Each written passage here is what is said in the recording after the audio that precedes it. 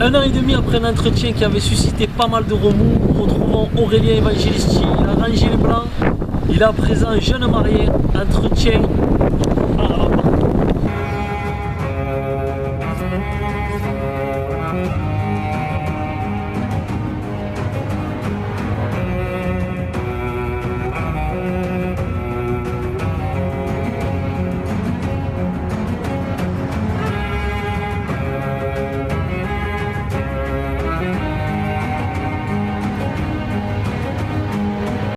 Entretien aujourd'hui avec Aurélien Evangelisti. Il y a longtemps qu'on ne s'était pas vu, Aurélien. Donc on s'était quitté il y a un an et demi environ, avec un entretien qui avait provoqué pas mal de remous. Donc Aurélien, ma première question tout d'abord, est-ce que depuis cet entretien, tu ne regrettes pas les propos que tu as tenus à l'époque, hein? Et est-ce que l'envie de rechausser le blanc ne te manque toujours pas? Alors, par rapport à l'intervention de mai 2017, non, je ne regrette absolument pas tout ce que j'ai pu dire. Parce que de toute façon, comme je l'ai déjà dit, pour moi, c'est les réalités de ce que j'ai vécu pendant des années, donc moi, j'ai rien à regretter. Après, je sais que ça a blessé beaucoup de gens, ça a permis aussi, malgré tout, certaines remises en cause de certaines choses, par les instances dirigeantes, par un peu tout le monde, et j'espère que ça a pu être salvateur. Voilà, après, moi, je regrette absolument pas ma décision d'avoir été joute, les propos que j'ai tenus à ce moment-là, voilà. Après, l'envie de rechausser ou de remettre le blanc, non, franchement, ça me manque pas, mais vraiment pas. Alors, ça me manque pas. Ça serait mentir de dire que ça me manque pas complètement. Autant, j'allais dire, toute la saison, ça me manque vraiment pas. Je veux dire, moi le dimanche, je fais mes plongées, on en reparlera après. Donc les joutes du quotidien, ça ne me manque vraiment pas. Par contre, c'est vrai que les deux fois, en 2017 et en 2018, la Saint-Louis, l'adrénaline de la Saint-Louis, du tournoi de la Saint-Louis, c'est vrai qu'il y a un picotement. Il y a un picotement. Et de dire que ça me laisse de marbre la Saint-Louis, ça serait mentir. Parce que autant le reste de la saison des joutes, c'est un soulagement de ne pas se mettre à la rate au courbouillon le samedi ou le dimanche pour les tournois, de profiter de sa famille, de ma fille, de ma femme, de tout le monde, de faire mes plongées, mes sorties avec le club d'Odyssée. Franchement, je me régale. Mais c'est vrai que la Saint-Louis, elle a quelque chose de particulier, de singulier, qui est quasiment du métaphysique, et c'est vrai que ça, par contre, ça me manque, cette adrénaline de ce tournoi-là, c'est vrai que ça me manque. De reprendre le blanc pour faire des tournois tous les week-ends, non, ça me manque vraiment pas. Après, voilà, j'avais fait un pari stupide avec mon neveu, qui a joué pour la Saint-Louis des juniors, et j'avais dit, mais écoute, si tu te qualifies... que tu vas aller voir d'ailleurs, je t'ai vu dans les tribunes. Que je suis allé voir, c'est la seule fois où j'ai mis le pied aux joutes, le dimanche de la Saint-Louis. J'ai essayé d'être incognito.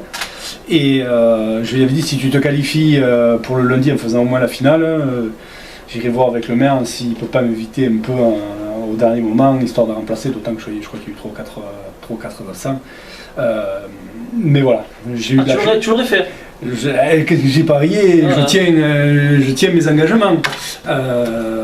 Mais voilà, malheureusement, Jonah est tombé, a fait le bouquet d'entrée dimanche. Jonah Gonzalez. Et donc j'ai pas dû rechausser le blanc le lendemain. Soulagé ou pas? Oui, soulagé, ouais, oui, parce que sans entraînement, sans rien, ça aurait été compliqué. Et moi je fais jamais les choses, on va dire, à moitié. J'essaie toujours de les faire du mieux possible, donc comme ça, se remobiliser du jour au lendemain, ça aurait été compliqué. Justement, si par bonheur ou par malheur, je sais pas comment l'interpréter, tu aurais joué ce lundi, quelles auraient été selon toi les répercussions, l'accueil que tu aurais reçu, et des jouteurs et du public? Bon, je pense que comme d'habitude, ça aurait été à la fois mitigé et passionné. Je pense qu'il y aurait une moitié qui aurait été extrêmement content et une autre moitié qui aurait été extrêmement mécontent avec tous les excès que ça peut avoir. Après, on va dire qu'aujourd'hui, je ne pense pas être un danger réellement pour qui que ce soit, parce que je pense qu'il y avait aussi beaucoup de ça. Parce que c'est sûr qu'on est beaucoup plus préoccupé par quelqu'un qui peut être un danger vis-à-vis des résultats que quelqu'un qui va venir prendre un bain et repartir. Voilà, je me suis sûrement chambré, mais de là à avoir les provocations ou les insultes et autres que j'ai pu avoir les autres années, je ne pense pas, parce que je ne représentais aucun danger pour dire d'aller au bout du tournoi. Ou alors, c'est un miracle. Si ça venait, je vais à Lourdes à genoux, hein, mais bon, voilà. Et pour terminer sur cet entretien d'il y a 1 an et demi, comment a-t-il été accueilli et qu'est-ce qu'on t'en a dit, toi? On m'en a dit à peu près tout et son contraire. Est-ce que tu as eu beaucoup de réactions négatives? J'ai eu beaucoup de réactions négatives, j'ai eu beaucoup de réactions positives, et des fois des mêmes personnes qui me disaient « Tu as raison, mais tu n'aurais pas dû le dire ». Voilà, après, à un moment donné, il faut savoir prendre ses responsabilités dans la vie. Moi, j'avais besoin de faire cet inventaire-là sur moi-même, sur ce que j'ai vécu pendant des années. Et voilà, quand je vois la façon dont les tournois se passent, moi, je ne suis pas les tournois, les résultats, sauf que ce que j'en vois sur ta page ou celle de Jean-Pierre, que je vois les résultats ou les vidéos des finales, je me dis tiens, à ce moment-là, cette façon-là, elle n'avait pas forcément été jugée de la même façon. Donc bon, voilà. Mais bon, Pas plus. Pas plus. J'ai quelque chose à te reprocher, moi, vis-à-vis de cette interview, justement. Dis-moi. C'est que tu m'as caché en quelque sorte que tu allais subir ton opération et la perte de poids qui allait en découler.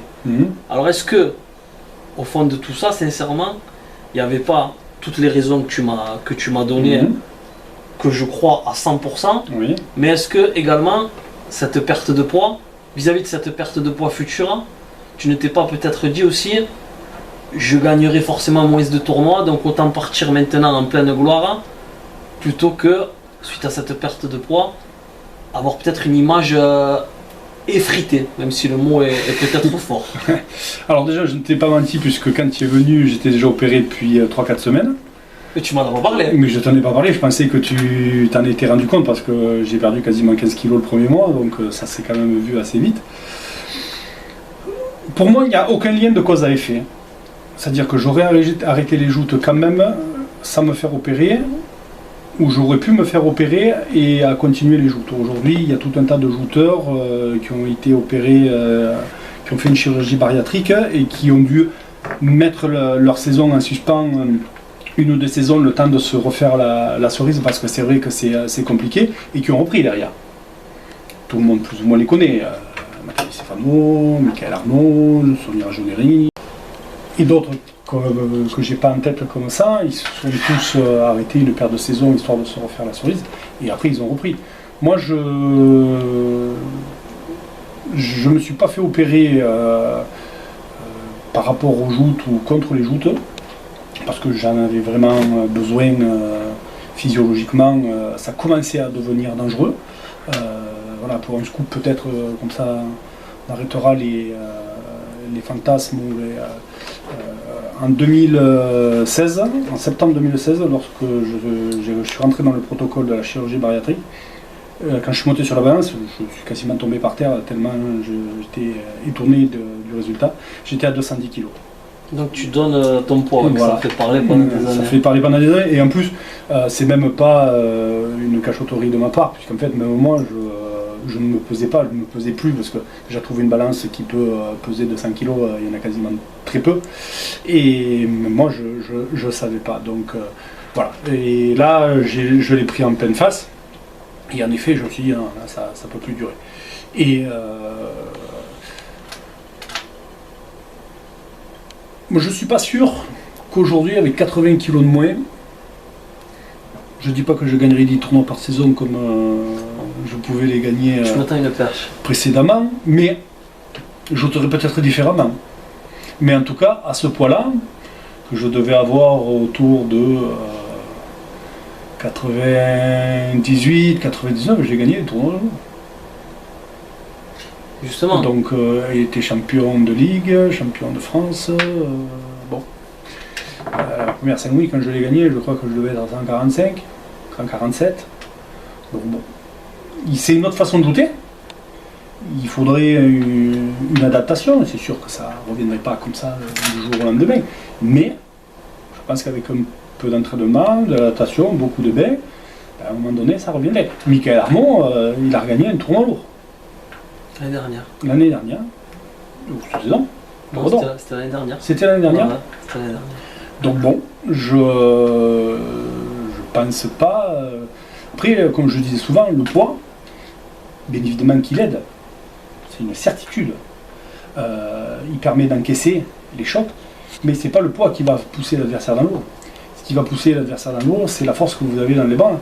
C'est la technique, la stratégie que tu vas pouvoir mettre en place contre un adversaire pour jouer sur ses points faibles et contre tes points forts, un peu comme au judo. Et moi, je l'ai toujours dit, le poids, il aide, mais à mon sens, il ne fait pas tout. Parce qu'il y a des jouteurs de fort tonnage et ils ne gagnent pas forcément le nombre de tournois que j'ai gagné moi. Souvent on fait certaines comparaisons, comparer aussi les résultats qu'il pouvait y avoir au même moment, bon, ça parle de même. Le poids aide, mais ça ne fait pas tout. Il y a tout un process derrière, du mental, de la technique, de la force physique, qui fait que pour gagner des tournois sur le long terme, et régulièrement, il y a autre chose que le poids.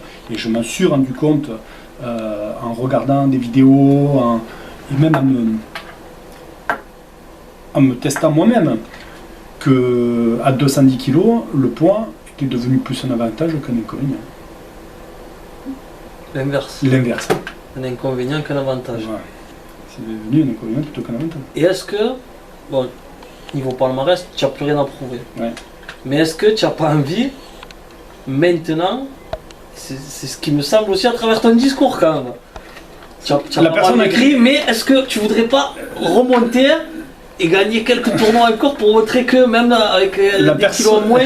La personne à qui ça ferait le plus plaisir, c'est à mon chirurgien. Parce qu'en plus c'est toi. Monsieur Noka. Monsieur Noka, pour ne pas le citer. C'est toi, c'est un ancien joueur, et il rêve de ça. Qu'est-ce que tu attends alors? Qu'un jour, un de ses opérés remporte la Saint-Louis. Alors il était extrêmement content quand Michael a gagné le Paro d'Or, qui est pour dire, tu vois, c'est pas une fin en soi, mais voilà, ça serait encore mieux s'il y avait le plus beau des tournois au bout. Bon, aujourd'hui, j'en suis pas là. De toute façon, statistiquement, un joueur n'est vraiment bon jusqu'à l'année de ses 40 ans. Donc, pour moi... C'est l'année prochaine, toi? Ouais. Non, j'aurai 40 ans au mois de novembre. D'accord. Donc, ça veut dire que la saison 2019 serait la dernière, on va dire, bonne.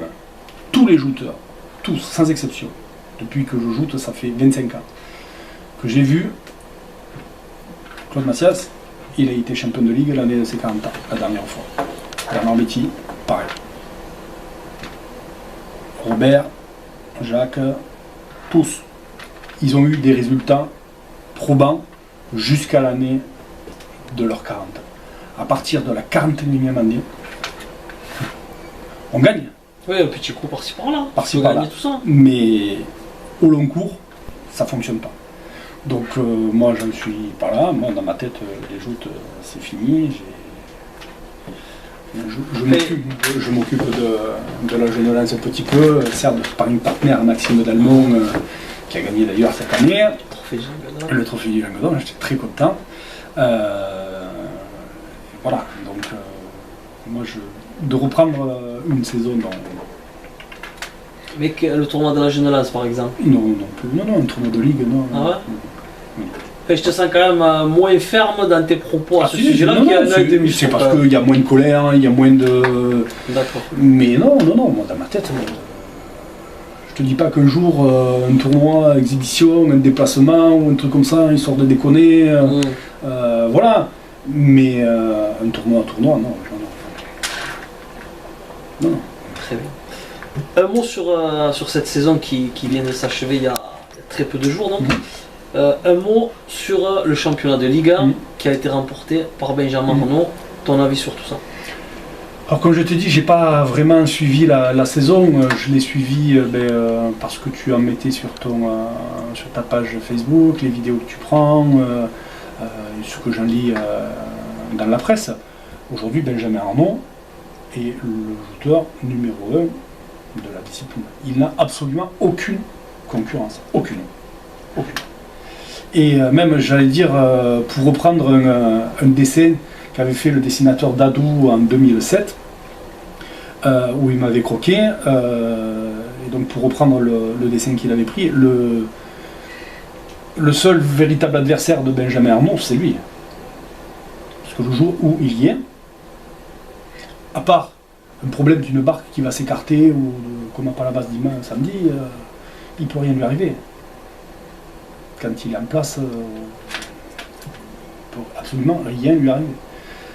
Maintenant, après, on peut avoir des défaillances psychologiques, mais aujourd'hui, Benjamin, il n'a aucune concurrence. Tu penses que sa suprématie va durer encore quelques années? Tout dépendra physiquement, ses capacités à tenir bon. Benjamin a eu, il y a quelques années de ça, des problèmes au genou aussi. Est-ce qu'à un moment donné, ça ne va pas le rattraper? Voilà, tout compte. J'ai entendu que certains ont des problèmes cervicaux et autres. Voilà, si un jour on a un pépin physique, moi jusqu'en 2013, je gagnais 8 tournois par saison. En 2013, avant de me casser le genou à la Saint-Louis, j'avais gagné plus de 50% des tournois de la saison. En 2014. Ouais, il y a eu un avant et un après. Donc, tout est dans la capacité à se préserver physiquement. Et jusqu'à l'année de ses 40 ans, ce que je disais tout à l'heure, s'il n'a pas de soucis physiques, je ne vois absolument pas qu'est-ce qui peut l'arrêter. Après, bien évidemment, il peut y avoir l'émergence d'un shooter, on en parlera peut-être après, qui, voilà, ils sont encore en cours de rodage dans la catégorie des lourds, mais à mon sens, ils ne sont pas loin. Des garçons comme Thibaut Lognos, par exemple. Cédric Amator, à un moment donné, ça va bien se décanter. Cédric Amator. Il n'a pas pu dominer les saisons comme il a pu les faire en junior, en senior et même en début de carrière de lourd. Et là, à un moment donné, il va avoir un déclic. Il va avoir un déclic qui va progresser.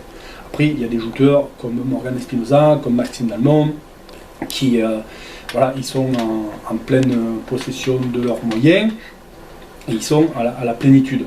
Après, les âges, je crois que Benjamin Renaud doit avoir dans les 34 ans, je crois, quelque chose comme ça.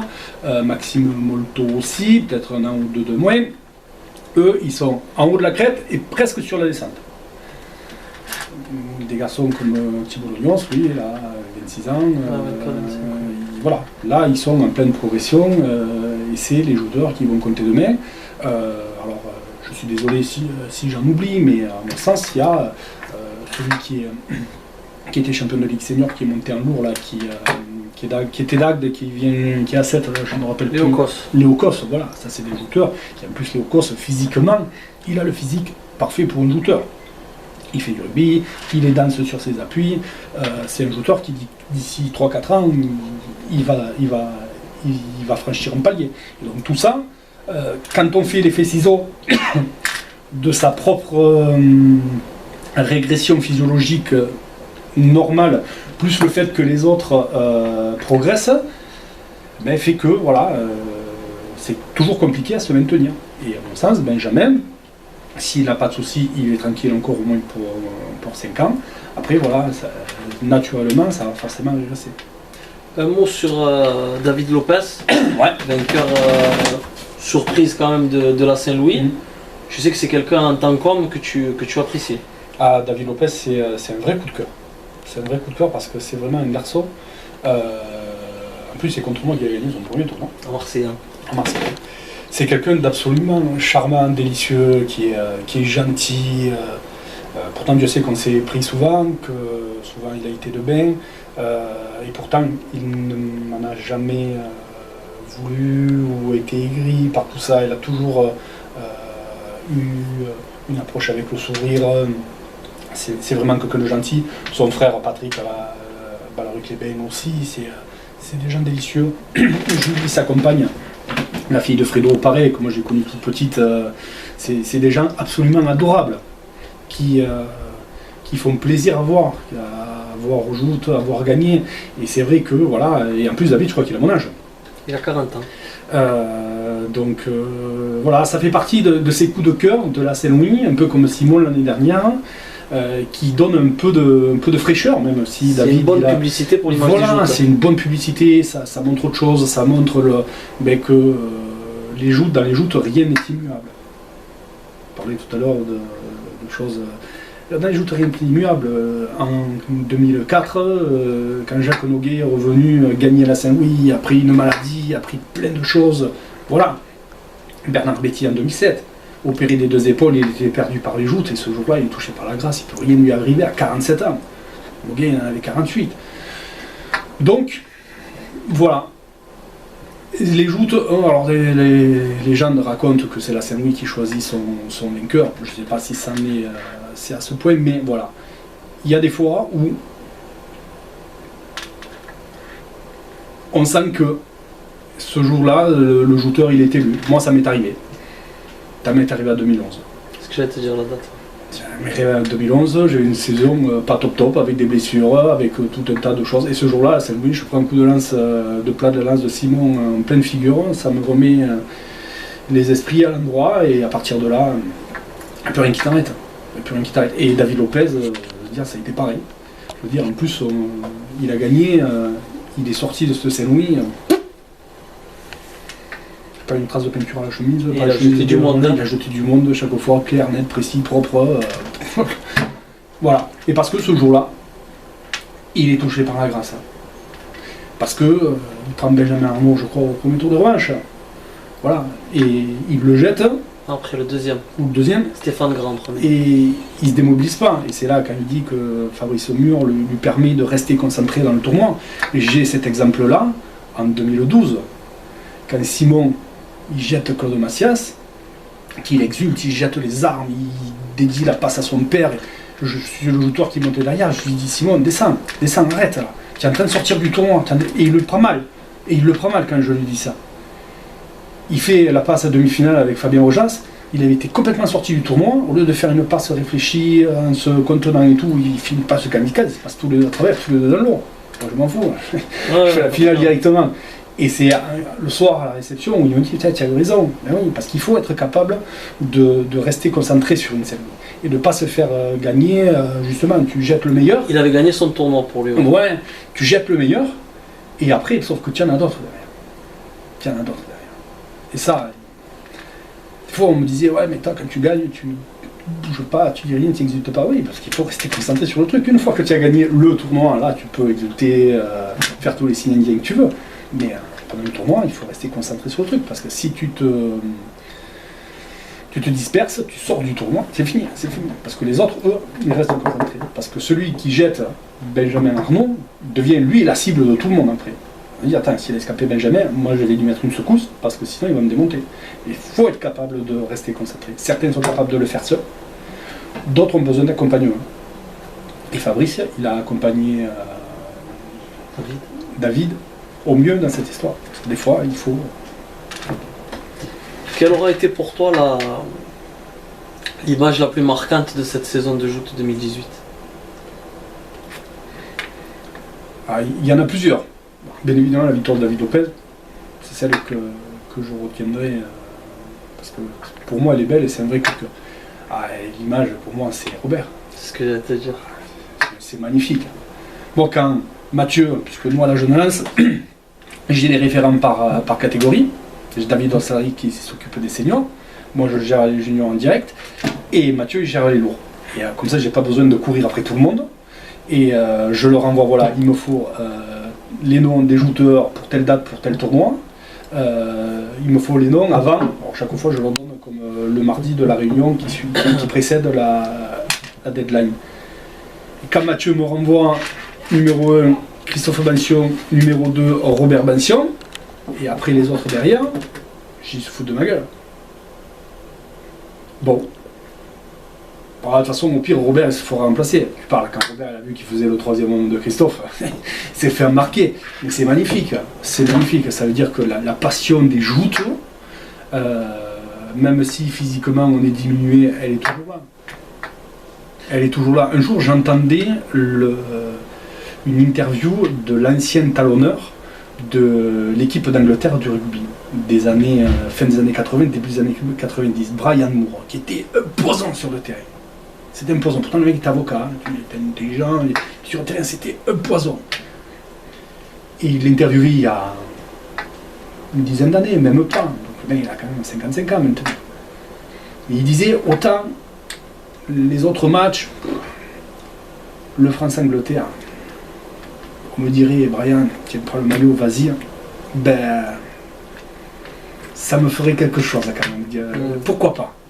Voilà, quand on a la passion et qu'en plus on a certaines opportunités, ben, faut pouvoir les prendre. Et c'est vrai que Robert, voilà, il y a eu une opportunité, une fenêtre, en plus contre son fils. C'est magnifique. Dire quand l'année dernière, Rudy, pour sa dernière passe, prend son fils, pareil, il y a cette espèce de transmission qui se fait, et c'est ça en fait. La transmission aux joutes, c'est hyper important.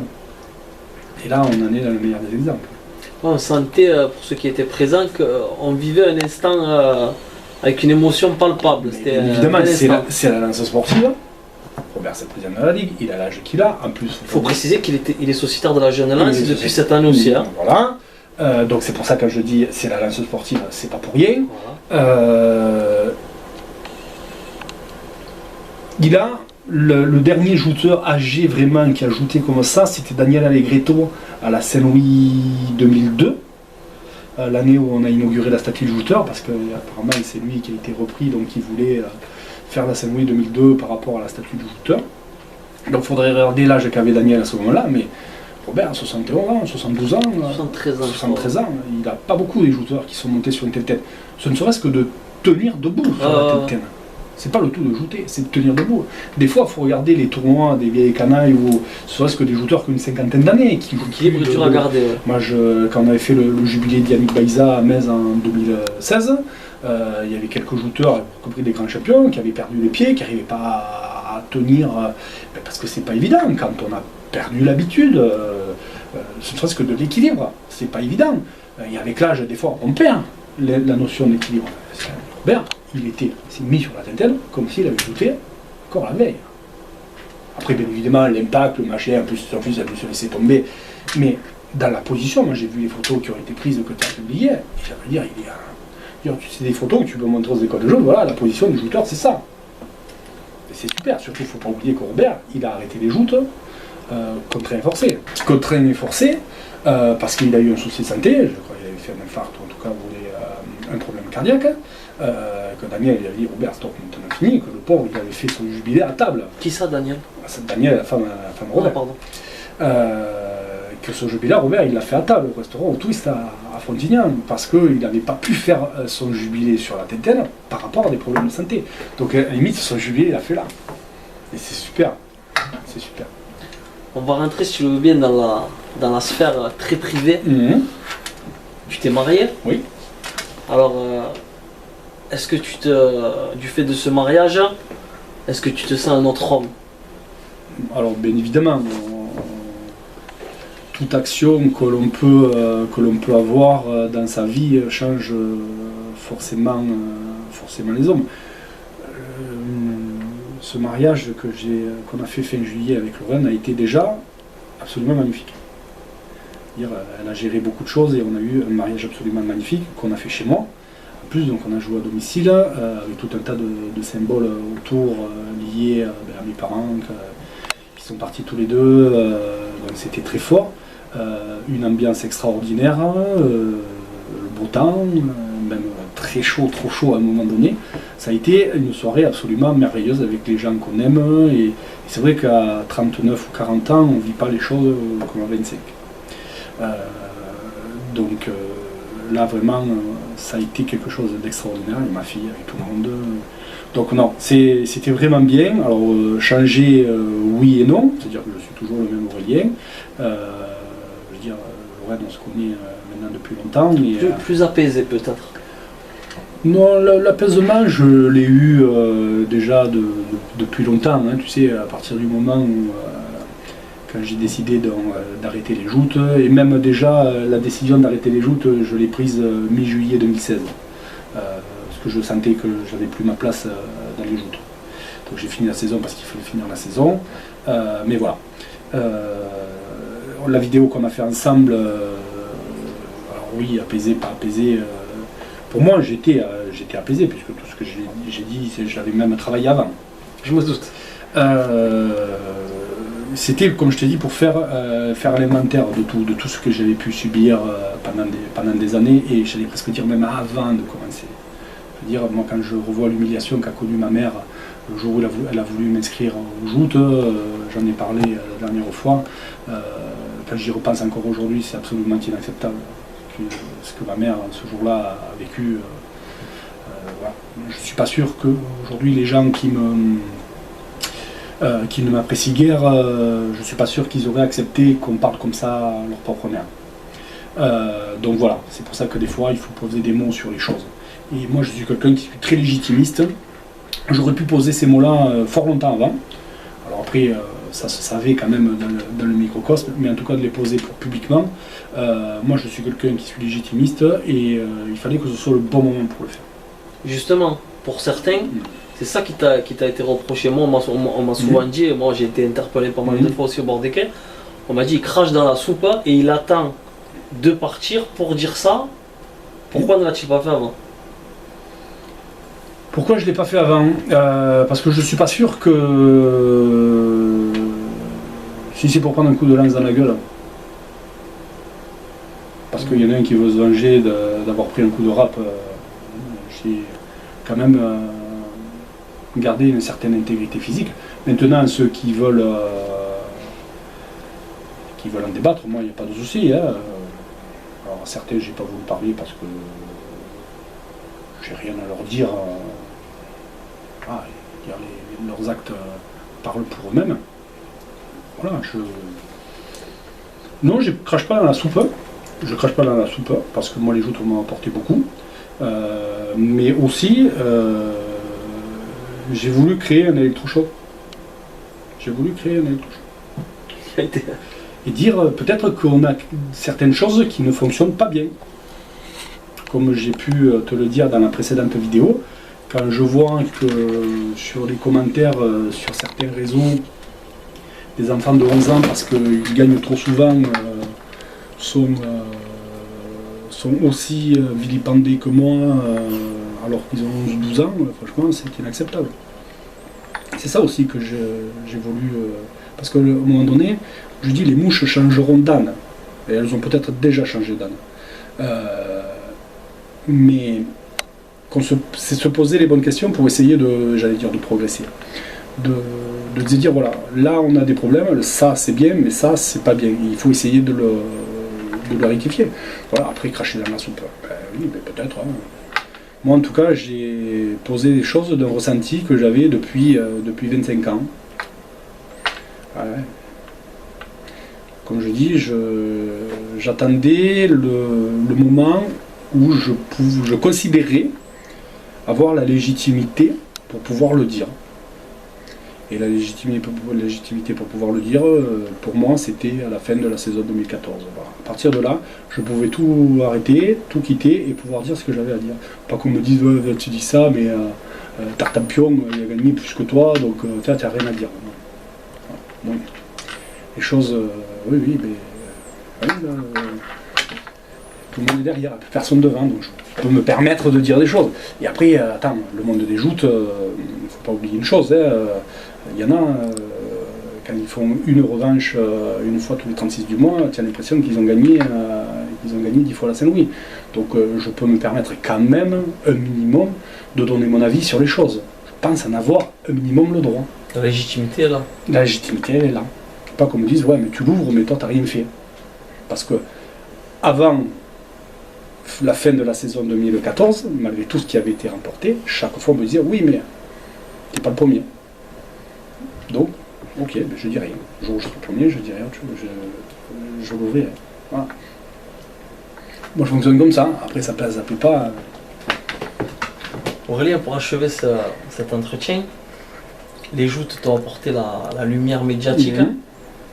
Est-ce que, depuis ton retrait, le fait justement d'en avoir forcément moins, parce que je sais que tu aimes ça, les interviews, je sais que tu aimes ça, est-ce que ça te gêne d'être un peu moins dans la lumière ou ça te fait du bien aussi? Ça me fait du bien de me faire oublier. Ça ne me gêne absolument pas. Mais par contre,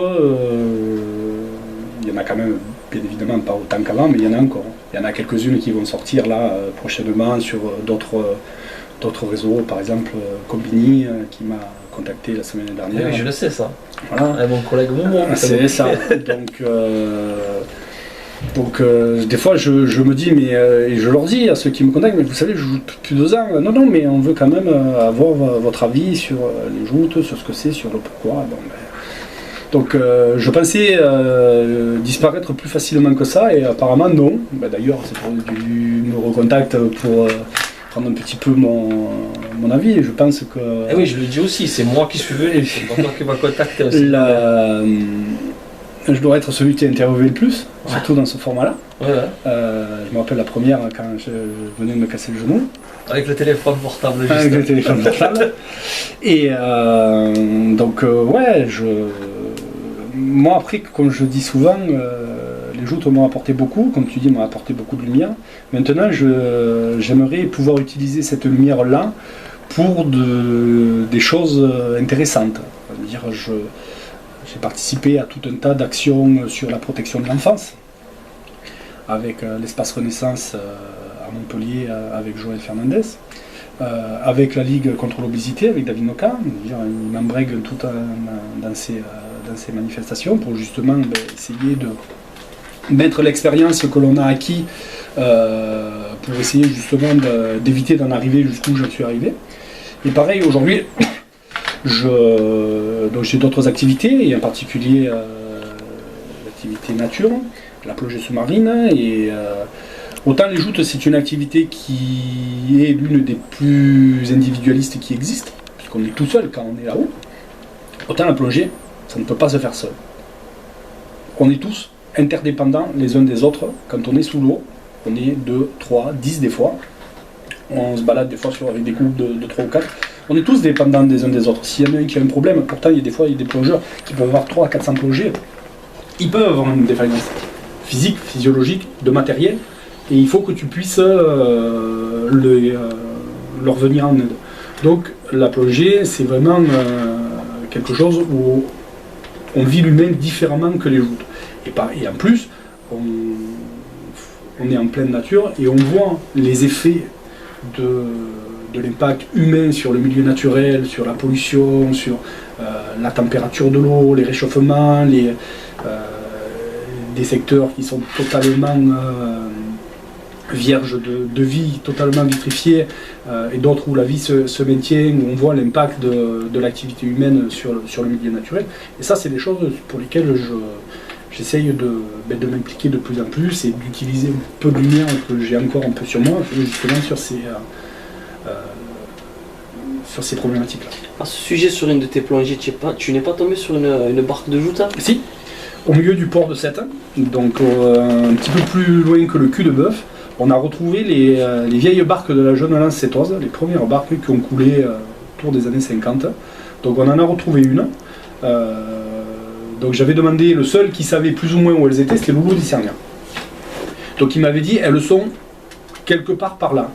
Et lors du nettoyage du port qu'on avait fait avant Escala 7, j'y suis tombé dessus. Et on a essayé de voir si on pouvait récupérer certaines choses, mais elles sont extrêmement fragiles avec le temps. Ça s'est décomposé. Elle est posée au fond. Alors j'en ai retrouvé une. On va essayer de voir de faire une plongée spécifique pour essayer de trouver l'autre. Bon, comme c'est au milieu du port, il y a quand même des autorisations demandées pour pouvoir faire ça. Mais oui, les barques de la Jeune Lance qu'on coulait dans les années 50, c'est des barques en bois. Et le temps, le manque de capacité d'entretien et autres, elles ont pris l'eau le jour d'une tempête et elles sont au fond du cul de bœuf, là, à 4-5 mètres de fond. En apnée, on peut descendre dessus. C'est bizarre que personne n'ait essayé de mais je pense que c'est pas possible. Si on essaye de les renflouer, j'ai essayé de tirer un peu dessus, je pense qu'on pourrait essayer de récupérer une plaque où tout part en... Ça se délabre. Ça se désagrège tout seul, donc essayer de les renflouer avec des chameaux et des bouées qui puissent les remonter, je pense qu'elles craqueraient, elles se déliteraient tout seul. Et j'allais presque dire, dans l'eau, elles se préservent plus que dans l'air, puisque c'est l'oxygène qui accentue la notion de dégradation. Et donc si on viendrait à les sortir de l'eau, je pense que la dégradation serait particulièrement rapide. Pour réellement terminer, c'est d'ailleurs bizarre que j'en ai pas parlé avant, un mot sur Loulou Molle. Eh oui, Loulou.